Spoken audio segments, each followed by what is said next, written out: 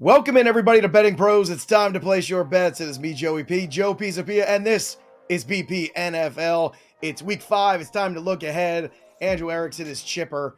I had my week saved by a nice 3-leg touchdown parlay. Jamar Chase, check. Terry McLaurin, check. And Justin Fields, check. But other than that, I had a down week. So it's time to get back on the horse. Erickson, you're flying high.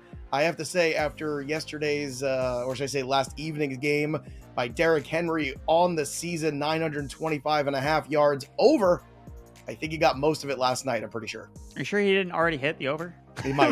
I haven't checked the exact stats of how many rushing yards he has, but he's got to be close. And I mean, he's going to blow out whatever his touchdown prop. I know that you and Debo were all over his touchdown prop, so that number is going to get absolutely destroyed too within maybe the next couple of weeks. So you'll be good to go. Oh no, maybe next couple of days, the way things are going there for them. But a lot of more wackiness too in week 4 before we shut the door on it. I mean, the Cleveland Browns can't get out of their own way to win a game. The New York Jets, forget about it. Bo Nix at one point was 7 for 15 for -7 yards, and they still somehow lost that game, Erickson. I don't know how that happens, but the Jets found a way. Yeah, so I lost my trial of Sunday ticket this past Sunday, so I was rewarded with Jets Broncos as the game that that I had to watch. It was the only game on that I could watch, and it was barely a game, like you said. Yeah. I mean, Bo Nix had -7 yards at the first half. It was ugly. It was horrible. I'm not even sure it was really football, but yeah, that's what it was, and not a great look for the Jets. No, not at all. And they get Sam Darnold this week. I can't wait to talk about that game. London. Big game. That's right. Oh, thank goodness it's in London as opposed to in New York. I forgot that was the London game. What a shame. I really wanted him to go there into New York, back into that building. I wanted the revenge game, but it's going to revenge game overseas. That's a revenge game. That's an exercise, the demons, but whatever. He'll hopefully, get come away a winner. And speaking of winning things, signed Nick Chubb helmet is now gone. Somebody has won it, and the winner is Franklin. Congratulations, Franklin. We'll be contacting you on that prize, so stay on the lookout. Way to go, Franklin. The Nick Chubb autographed helmet, one of our big giveaways here, is gone. We've got another giveaway, a little old school for you, a signed Michael Strahan Giants jersey. So if you want a chance to win this bad boy, again, signed by Michael Strahan himself for free, courtesy of our good friends at pristineauction.com. All you need to do is head to bettingpros.com/contest, complete the form, and either download the Betting Pros app, leave a review on the Betting Pros podcast, or subscribe to our social media channels at Betting Pros on X, on TikTok, and at Betting Pros NFL on the Instagram. The more actions you complete, the more entries you receive, and we'll be announcing the winner right here on the channel, just like the Chubb helmet. So make sure it's you who wins and turn on those notifications so you can be alerted every time you're subscribed to the YouTube channel over at Betting Pros as well. And Andrew Erickson, let's kick things off here. I know we got 2 Monday night games left. I'm hoping, fingers crossed, those Seahawks cover. Got a good feeling about it. We'll see on Tuesday's show if I'm right or wrong. But let's start with Tampa Bay and Atlanta here. Thursday night football. Tampa coming off a pretty good showing against an Eagles team. Look, they let them back in, and frankly, the Eagles were not at full strength, but still a good win for Tampa nonetheless. Great win for Atlanta in division over the New Orleans Saints. The number for this one, -2.5 on the Atlanta side. 43 is the number, +120 for Tampa.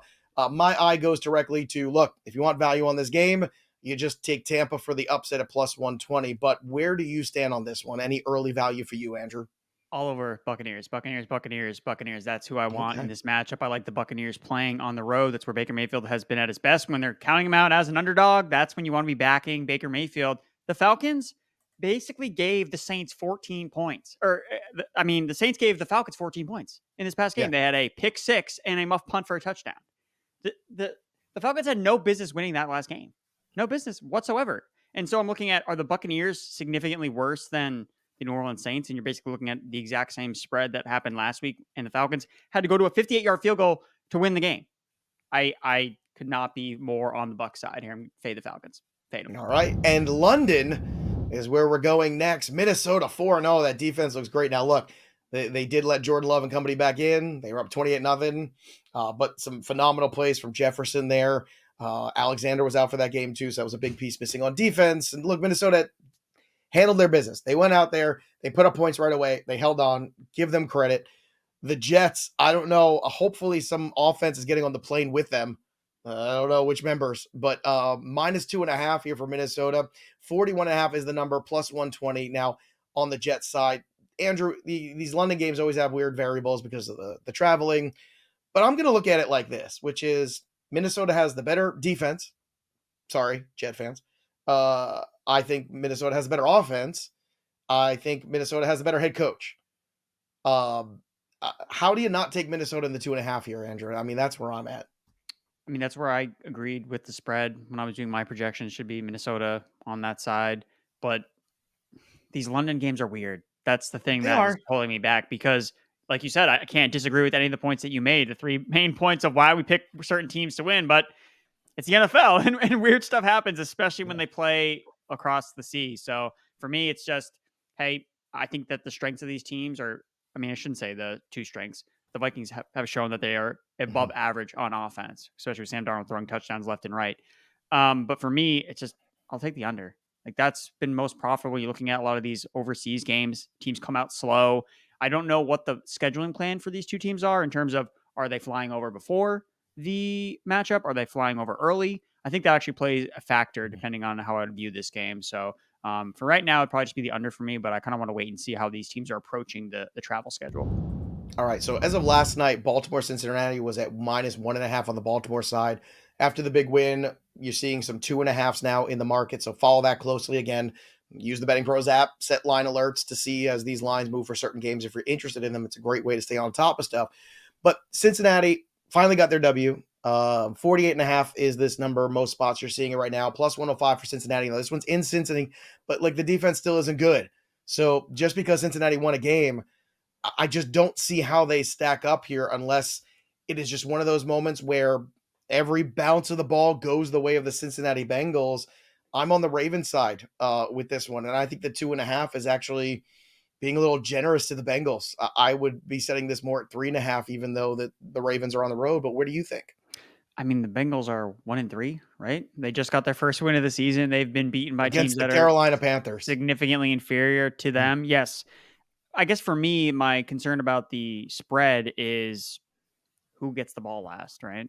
Because I know that the Bengals can score points and they're not going to try to stop scoring points because they know their defense can't stop anybody. So are the Ravens up to the task? Obviously, the Ravens did a great job stopping Josh Allen and the Bills, but will they be able to replicate it on the road? I don't know. I mean, the Bengals, you look at the offensive weaponry, like the Josh Allen Bills, those receivers aren't as good as the Bengals receivers. Like Chase and Higgins looks back. He's back after having a good game against the Panthers. So it's probably just like an over for me, honestly. Just betting. I mean, continue to bet against the Bengals defense, right? That's what I'm doing. That's the play. I mean, even last week, I know that Furman talked about, I'm not taking the Bengals. I'm just taking the over. And that over came in swimmingly. Yeah, look, 48.5. I would agree. I would probably go to the over here too. That Cincy defense is just not good, especially the secondary. But look, I mean, this one thing where the Ravens continue to still trying to figure things out is the passing game. They're just running the football and run the football and then run the football some more. And you know what? Run the football, play defense. You're going to win a lot more football games than you think. Next one here, Carolina, Chicago. Panthers at 1-3. Chicago is at 2-2. Chicago 3.5-point favorites at home here. That kept going back and forth with the Rams. The Rams had opportunities they didn't take advantage of, and there's a bad pick in the first half of that game. Stafford threw two, which is very un-Stafford. Like 42.5 is the number for this one, plus 175 for the Carolina Panthers. Look, I don't love Chicago. I think it's better that it's good that they started to bring in those two tight ends and really started to get the run game going a little bit. Caleb Williams continues to throw balls all over the place that he should not be throwing or just in the wrong spot. It doesn't look good. Just because they came out with a victory does not mean it was pretty yesterday. My instincts want me to take the points at Carolina. I just don't know if I'm there this early in the week. It's Monday. I've only had one cup of coffee. I don't know if I'm there yet. I'm already there. I already took the Panthers. I got them at +4. I just don't think that this Bears offense is so dysfunctional.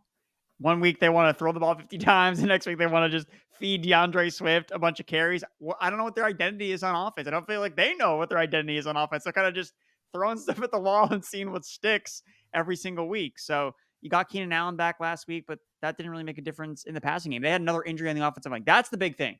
This offensive line is a mess. So honestly, I just like the under in this game. Again, Dalton kind of came back to earth a little bit. Again, the Bengals defense is not great. The Bears defense, I think, is pretty solid. I mean, they're not the best, but they're also playing at home. Windy City, I like the under in this game, and I like the Panthers with the points. All right, next one on our list here of games. Let's talk about the Buffalo Bills, who got it handed to them, which is fine. It's okay, Buffalo. That's going to happen. You go on the road in Baltimore and you get your butt kicked. It's okay. You're going to live. Josh Allen seemed like he was okay in good spirits after the press conference. They're taking on the Houston Texans, though. Another tough matchup. The Texans are 2.5-point underdogs at home, which is really interesting. 46.5 is the number, plus 110 for the Houston Texans on the money line. So Buffalo showed, a little bit of human again in their first test.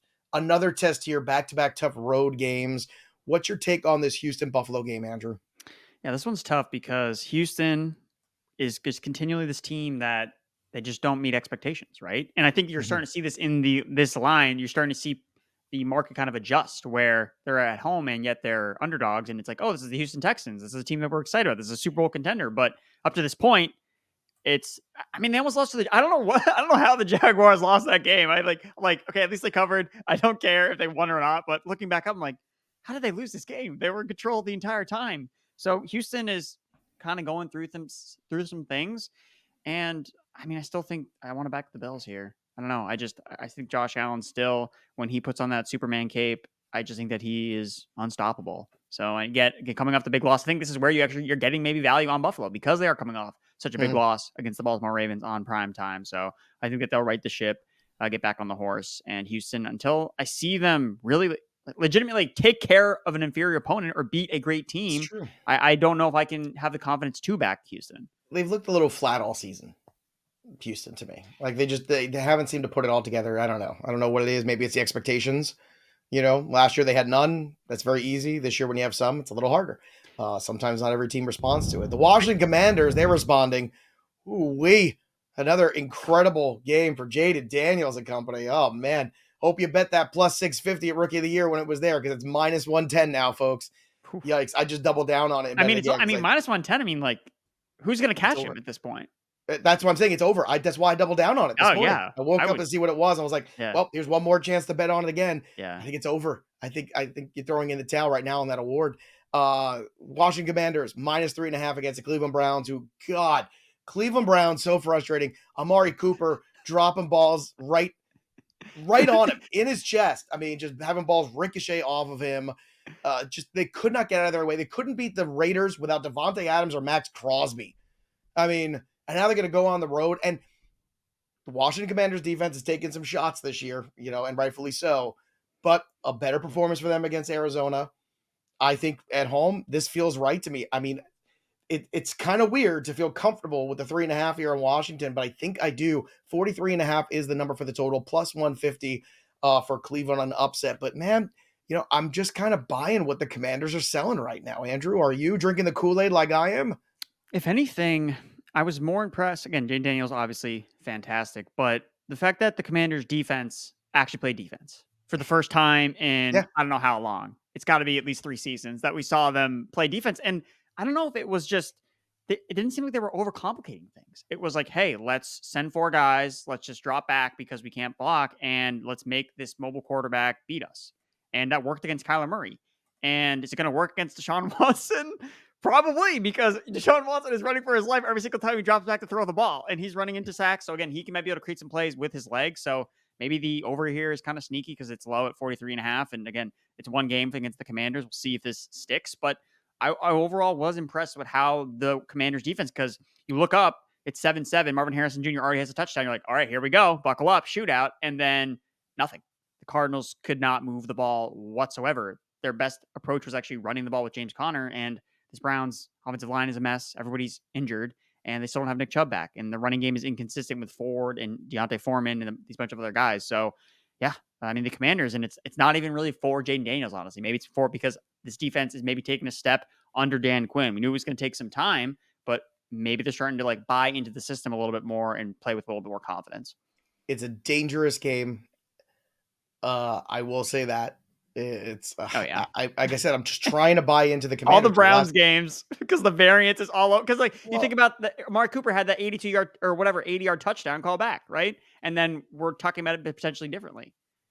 we are possibly, but at the same time, it's that ineptitude that just keeps rolling for Cleveland every week. It's always making mistakes. It's always it's the infighting on the sidelines. And to the Commanders' credit, they've been road warriors the last 2 weeks. Now they're going to go home. Imagine what that crowd's going to be like when Jaden Daniels, conquering hero, comes home. I think it's going to be pretty lit there, man. It's going to be fantastic. Indianapolis, Jacksonville. Now, no Jonathan Taylor for Indianapolis. We don't know about Anthony Richardson. It could be Joe Flacco. They are 2.5-point underdogs on the road at Jacksonville. Jacksonville still winless. This feels like the Jacksonville win game, but let's see. 45.5 is the number for this one, plus 120 for the Colts. There's a little bit of me of Joe Flacco plays where I'm a little afraid of this one, to be honest with you. This one to me is a stay away because I don't have enough information yet to make a good decision, and I don't want to jump ahead. My early instinct is Jacksonville, but it's really hard to be betting on an 0-4 team, even though they are at home, even though you're going to miss Jonathan Taylor. Just something about those Jaguars, it just feels like they are a team destined to find a way to lose every week. Yeah, that's definitely how it seems. That's why you're 0-4. Even though you look Right. at how they've done against the spread, it's not 0-4 against the spread. Like they've covered games. They should have beaten Miami. They should have beaten the Houston Texans last week. Again, the Buffalo game was they got absolutely destroyed, but that's why they were good value bouncing back against Houston. So in this matchup, unfortunately, because it could be Joe Flacco, I can't back the Jags because what are the Jags? That their one weakness is in pass defense. And that's where Joe Flacco can actually be good and take advantage of what the Michael Jaguars Pittman are. had 100 yards receiving yesterday. It's like that's how I'm viewing this game. It's I think I'd rather take the Colts if I know that Joe Flacco is starting, even if Jonathan Taylor doesn't play, because the Jaguars are a pass funnel defense. Shane Steichen, if he knows Flacco's going to play and they're not going to tell us until probably much closer towards game. I know Richardson talked about how he's not sure if he's going to play. If I'm Steichen, I'm like, dude, we don't need you in this matchup because all we need is Bazooka Joe and this arm, and we're going to rip apart this Jaguars secondary. So that's what I think is going to happen. So I'm leaning, again, we'll get more news, but I'm leaning towards the Colts side here. It makes sense. When teams are 0-4, I always feel like they're very desperate and they got to get that win. And if you have a weakened opponent coming into your building, that's a win you should take. But again, I can't get there right now.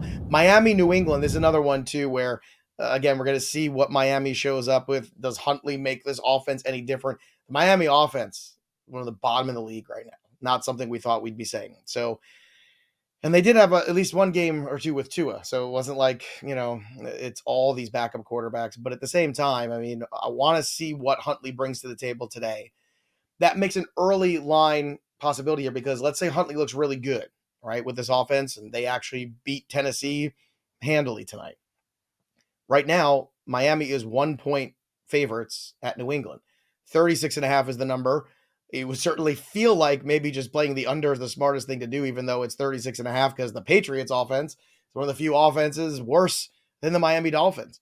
So I think the under just feels like the early jump for me and probably the Dolphins and practically a pick 'em because I think it's a better chance of the Dolphins pulling themselves out of this tailspin with all the weapons they have, Andrew, as opposed to all of a sudden the New England Patriots offense figuring anything out. So I actually think there's oddly some value here early on this game on the Miami side and on the under. Your thoughts? So I agree that Miami would probably be the side here. I disagree with because the total is so low as it is, right? What is it, 36.5? So Yep. if Miami comes out and because right now the line is assuming that this Miami offense is going to continue to be bad, right? That's what it's assuming. You have two bad offenses going. But if we see something from Huntley where this offense plays much better, whether they win or lose against the Titans, well, then that's going to give optimism, I think, towards the over, right? So Maybe. I think that taking the over early is actually the move to make because based on what the line is now, it's okay. Well, the Dolphins are going to be bad on offense. So I don't think the line's going to change if the Dolphins continue to be bad on offense. It can't be worse than Skylar Thompson. I'm sorry. I mean, I agree. I don't could think be it's going to be wrong, worse but either, which is I why think I that, want it because I feel like if Miami looks pretty good, this -1 becomes -2.5 overnight. right. But then I would also say that then the line moves up from 36.5. So that's kind of where Probably. I see value on the That's over. fair. Yeah. It's a fair assessment. Las Vegas 2-2, Denver 2-2. Oh boy, what a time to be alive. -1.5. The Denver Broncos are right now, and like defensively, they played very well. 37 is the over-under, plus 105. Ugh, Andrew Erickson, feelings, any early value on the Broncos and Raiders? Well, I need to hit up Matt Peralt because he was talking about the Broncos covering against the Jets, and he was talking about how Sean Payton is amazing in week 3 and week 4. I need to know what his week 5 splits are. That's what I need to know when it comes. What a weird thing to be good in certain weeks of seasons. But that's, hey, back-to-back covers on the road. I mean, back-to-back wins on the road for the Denver Broncos as massive underdogs. So, yes, right now this is a game I'm not trying to touch.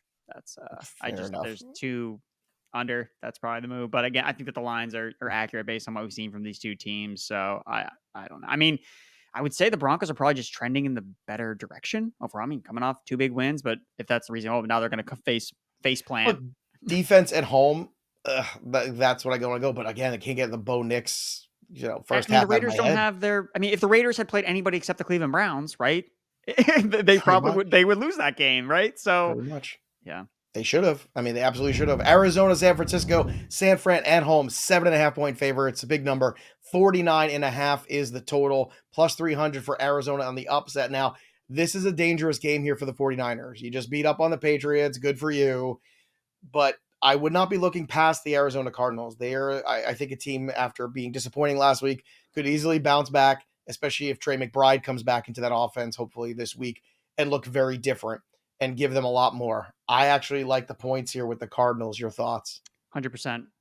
Touchdown plus 7.5. Is that still the line? Plus 7.5 is what I was seeing last night. Looking around some other markets right now, still 7.5 is the best number. Yeah, I think it's easy for the Cardinals here. I know that they've been bad the last 2 weeks, but they're playing a divisional opponent. The 49ers traditionally haven't been super great at covering these massive spreads at home. They obviously did it against the Patriots, but honestly, I don't want to say I was underwhelmed with how they played against the Patriots, but the Patriots are so undermanned.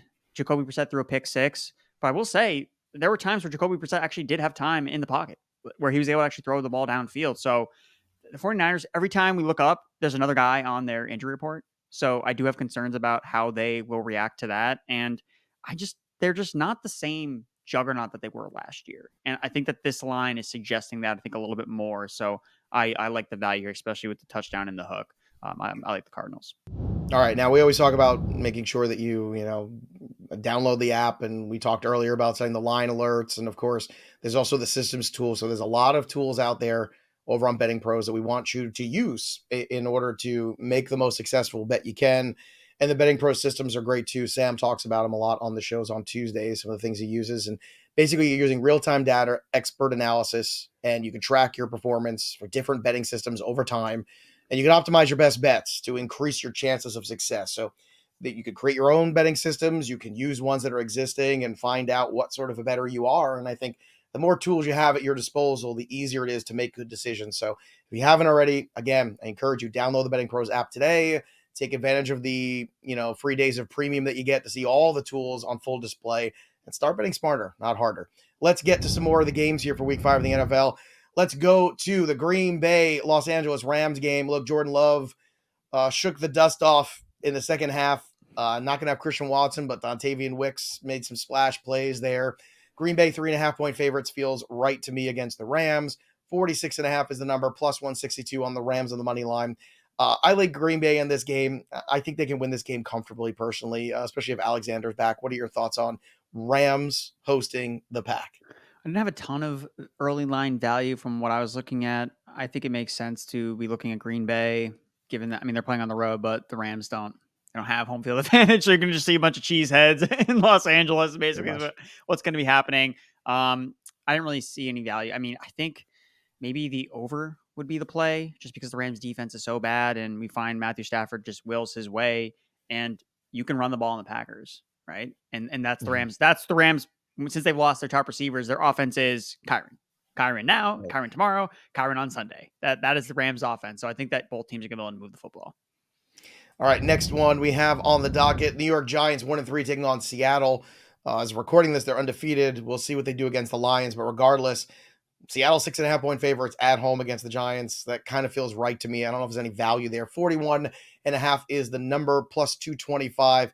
If anything, I might lean towards the over here because I think there's some ranges of outcomes where the Giants are competitive, one where they're not super competitive, but Seattle just opens a can of whoop ass in that building on them. Both of those scenarios, I think, could be very true. Let's see how they come out of this game healthy. But I don't know if there's any early value except maybe on the over. For me, Andrew, I don't look at the Giants as the upset plus 225 as having value.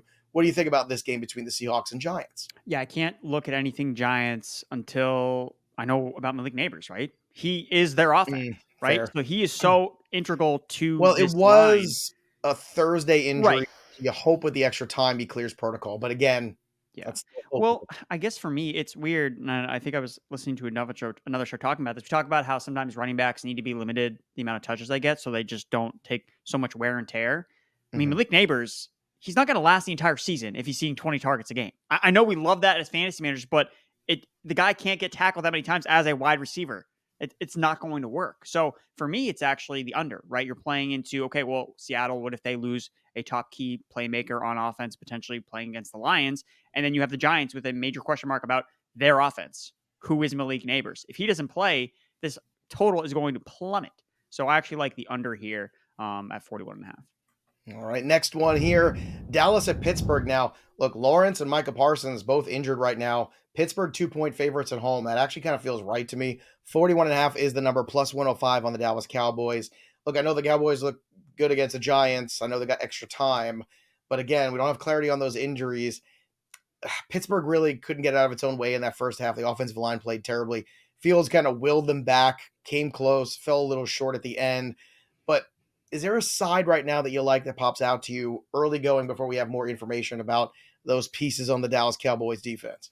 I think I want to go right back to the Steelers. I think that they're going to rebound after a tough loss. Sunday night too, Andrew. So it's like a big prime time moment here for Pittsburgh. I mean, should I be afraid of Dallas? Right? Well, I mean, I don't know if you should be afraid of Dallas, but I mean, one thing I've learned in my life, Sunday night football, Monday night football, Pittsburgh Steelers, I'm looking for unders. So, I mean, particularly like the 41.5, like honestly, that's pretty high for a Pittsburgh Steeler game on a standalone marquee matchup. Typically. I think you might be onto something because I think that has to do with, it's Dallas, right? Dallas. Right. They score a ton of points. But what do we know about Dallas? They played a lot of blowout games where they're either blowing out one team or they're getting blown out. And what do we know about Mike Tomlin? He doesn't get blown out, right? Like the Steelers are going to play close games every single week. So you got to give me the Steelers here. Okay. And last but not least, only one Monday night football game. Kansas City Chiefs are going to be without Rashee Rice for a long time, probably. Terrible injury there. Taking on the New Orleans Saints. Look, it's a good time here for the Chiefs to go home, lick their wounds a little bit, and then come up with a plan. I mean, Kareem Hunt was working in that game yesterday. They're going to have to do something because I don't think this version of Travis Kelce and Xavier Worthy is enough to win a Super Bowl. If Rashee Rice should be done for the year, they're going to have to figure something out. So Saints are right now 5.5-point underdogs to Kansas City. Kansas City's offense still kind of struggle bus a little bit. Patrick Mahomes just doesn't feel like he's in a good rhythm right now. 43 is the number, plus 200 for the Saints on the upset. This one has some upset special in it for me, to be honest with you. But no. I don't know if I'm ready to make the leap on Monday. No, you are. It is. Am it is 100%. I was looking at the entire board. It feels like, at the very least, taking the points at New Orleans feels right to me at the 5.5. I don't know if I'm ready to go all the way upset special yet. You might have to tune into Thursday's show for that. I might need a little bit more time to get there. But looking ahead, first instinct for me is give me the Saints with the points because I think it's too much. 100%. I could not agree more. And I think the thing that you need to pay attention to here is, who has a week 6 bye week? Kansas City Chiefs. So excited about the Kansas City Chiefs. They want to get to their they're trying to get to week 6. They're like, we need to get this game over with.